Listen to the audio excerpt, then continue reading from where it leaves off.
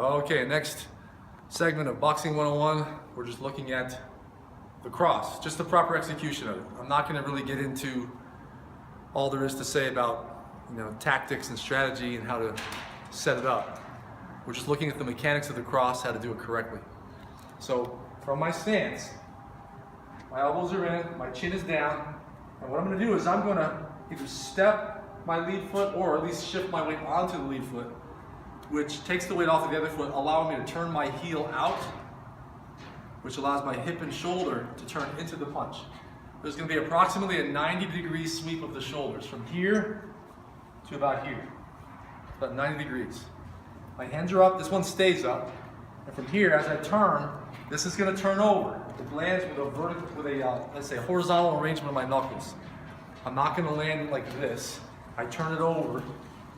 If I turn my thumb down a little more, then it also raises my shoulder to guard me on that side. So any punch has to have a certain amount of defense built into it as well. You got to cover on the side that you're punching. Since that arm is occupied with punching, you want it to cover you as well. All right. The follow through is coming back on almost the same path, or you don't want it to come back low. That's a bad habit. You want to come back here, right back to the guard position, and be prepared to move your feet. So here again, shifting the weight or stepping the foot, and then turning it over, sweeping the shoulders through, turning the hip. You've got to turn that heel out. You can't leave the heel down.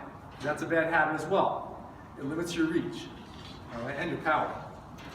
All right, so turning it over.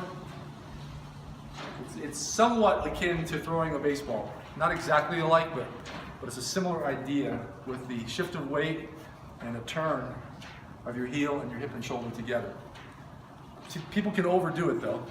There are short crosses and long crosses, but you don't want to go way out where you're twisted out of position. That's an hourglass position where you're very vulnerable. So we're here, this is a sharp punch. We're here, often usually set up with a jab.